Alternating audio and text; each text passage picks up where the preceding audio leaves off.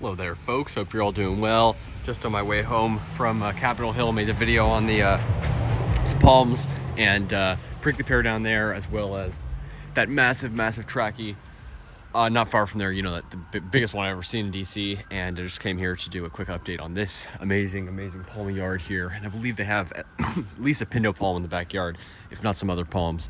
I've spoken to the owner several times. Very nice, and they let me also take seed off of the this Sabal Birmingham here, which I grew. But I wanted to especially come here to do a video because a lot of these are you know, I mean the Trachys especially, you know, somewhat marginal palms here, and you know, after the bad freeze, I wanted to see how they're doing. I want to try to check on most of the Trachys after the bad freeze just to see how they're holding up, assuming pretty much all of them are going to make it through. Obviously, it wasn't Trachy killing weather or anything like that.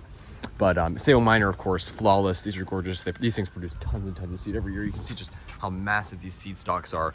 You know, probably 10 feet easily. Some of them, I mean, huge. Yeah, look at that. And then over here you got the Trachys. Looks like they already pruned off all the browner fronds. I don't know. I don't know how much damage they got, but these ones look flawless up top. Just, I mean, really gorgeous. You know, perfect.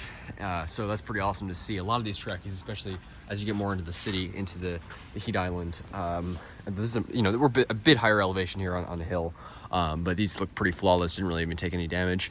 You can see maybe a bit of burning on those fronds up there, maybe a bit, but really look pretty perfect. And then the Sabal Birmingham, this is sort of, it gives you a good idea of how hardy they are. Probably hardier than fortunei, because they have literally no damage on them. I mean, just flawless. Beautiful Sabal Birmingham here, and this is just a great species that I really want to try. As I mentioned, I collected seed from this. You can still see there's a bit of seeds on there. I collected seed from this one, and I actually I grew it, sprouted it, so I actually have some growing. I have some growing in the yard, which I planted. But these are beautiful, and you can see it's already got that sort of like thatched trunk on it. The what's it called? With the leaf bases. So that's pretty cool. And it's beautiful. It's got these nice Costa palme fronds, very Sabal palmetto-like, but even more robust. You know, like wider. Beautiful. So trunking sabals. You know, Sabal palmetto may not be a bulletproof species here. They're marginal. You know, I've heard of some making it through a number of winters here, and I have some in the yard which are still doing well, little seedlings. But trunking sabals certainly can grow here. Sabal Louisiana, I consider that a trunking sabal once it gets old enough. Even Sabal minor at a really old age. Regular Sabal minor, and Sabal, of course, Birmingham, this one here, very hardy species. Seems harder than fortunei here, especially since they love our hot, steamy, humid winters, humid summers, more so than the fortunei do, even though fortunei tolerate them. And Sabal Brazoria as well seems to be a pretty good species. This seems to be the hardiest trunking sabal. Maybe, I don't know how it is compared to Sabal Louisiana, but certainly one of the hardiest big trunking sabals. And you see that trunk on there, really starting to form a trunk now. Awesome to see, more so than when I first filmed it.